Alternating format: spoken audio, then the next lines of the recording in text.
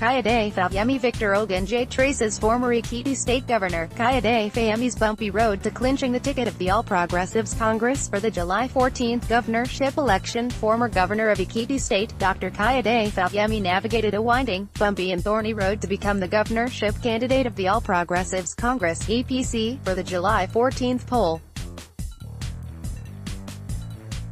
The victory, even within his own party, didn't come easy. It was a warlike political struggle to many of the governorship aspirants. It was a time when old friends became foes and old foes found allies in themselves. The coalition of forces against Fayemi by some aspirants and brazen display of enmity underscored how ruptured the APC has become in Ekiti. The manner by which the May 5 primary was disrupted by irate party members had taught Fayemi a lesson on the need to improve on his relationships with party members if his dream to stage a comeback must come to fruition.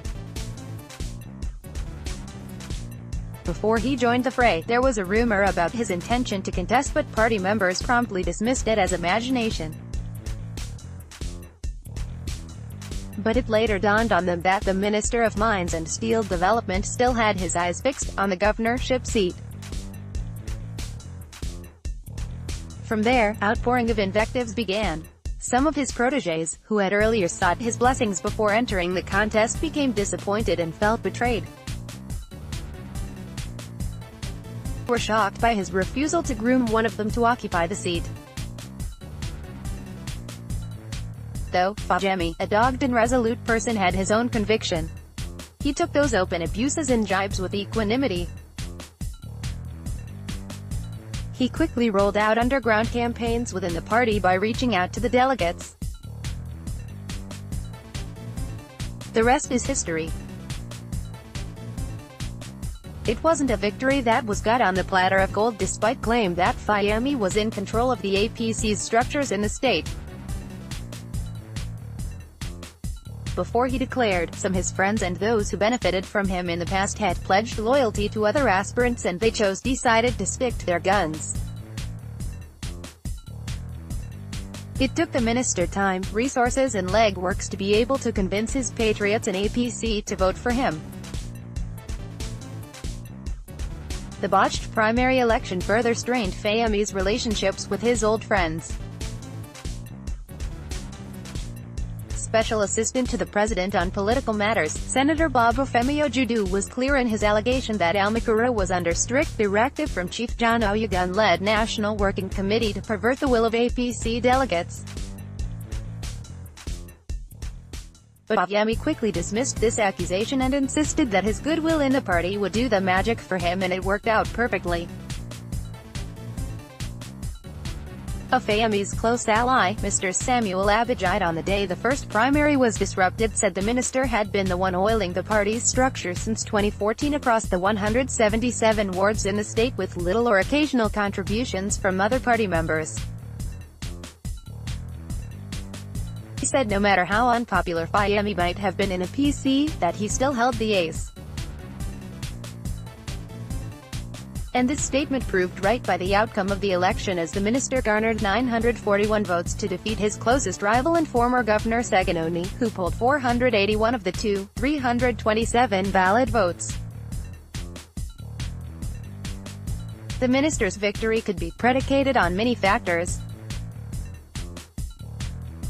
Fayemi's generosity, strong financial war chest, doggedness, and the general belief among APC delegates that he remained the only person with the charisma and right connections to face Governor Kayode Fayemi. Some reasoned that for Fayose to have realized 3 years ago that his predecessor must be probed, lent credence to the fact that the present PDP government was afraid of Fayemi. In the white paper presented by the Justice Silas Oywole-led Judicial Commission set up by Fayose to probe Fayemi, it was recommended that the former governor should be barred from holding political office for 10 years. This further reinforced the view that the minister was being persecuted. This won him some sympathy. Fayemi had been widely taunted for the colossal and historical defeat he suffered in Fayose's hands in 2014. He was determined to redeem his political image, and it could have been disastrous if he had lost the primary. The former governor realized this, and that must be the reason why he took the battle as that of life and death. To show how terrifying the election was, bigwigs in Ekiti politics astonishingly fell on the wayside, while the seeming neophytes made surprising showings. An engineer and a newcomer in Ekiti politics, Mr. Kayode Ogunje came third in the poll with 281 votes.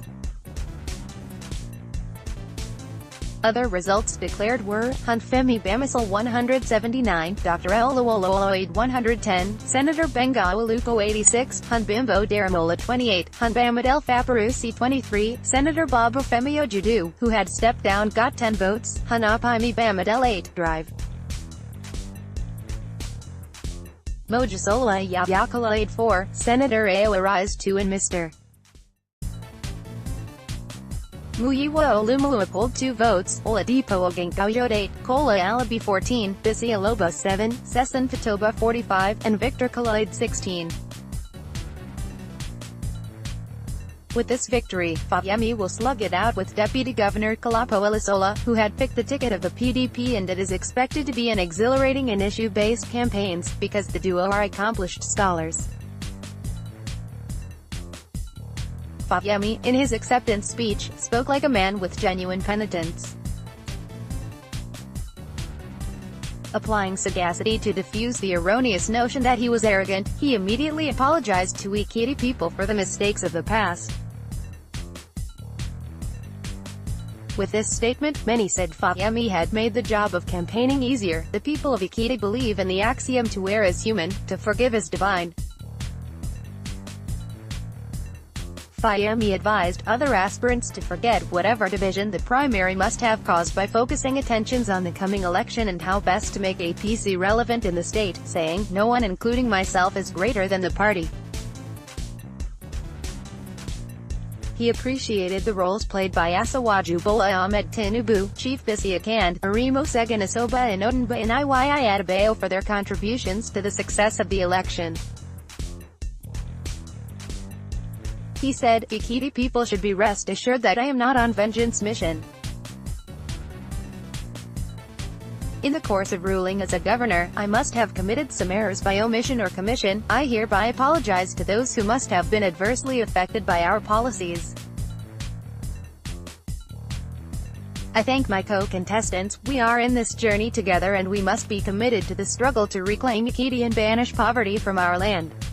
He had already taken some steps to foster unity by visiting key leaders of the party and other aspirants who contested against him. Surprisingly, he visited them with APC chairman in Ekiti, Chief Jaida, who was alleged to have vehemently opposed to his aspiration. He also cautioned his supporters against attacking other aspirants. The APC candidate noted that the activities of all the aspirants in the past few months had further strengthened the party, adding that any of the aspirants would have made a better governor than any candidate the PDP could present. "We are one big family. We cannot all win in an election. But one thing I know is that all the contestants are eminent Ekiti sons and daughters who are qualified to govern the state better than the present occupier of the office. Therefore, as we go into the election, we must see ourselves as members of the same family who deserve mutual respect. No more social media and verbal attacks henceforth. Our only enemy is the PDP," he said. Strong contenders in the primary had also set aside their differences to help the minister succeed in this new task. The duo of Apimi Bamidele and Mr. Kayode Ogunje have promised that they would work assiduously to ensure that Ekiti joins the Progressives government under President Muhammadu Buhari. Bamidele said he would work hard with other like minds across the state to ensure that the minister triumph in the election, which he described as a reclamation battle to ensure the people are freed from the pangs of poverty, deprivation and bad governance.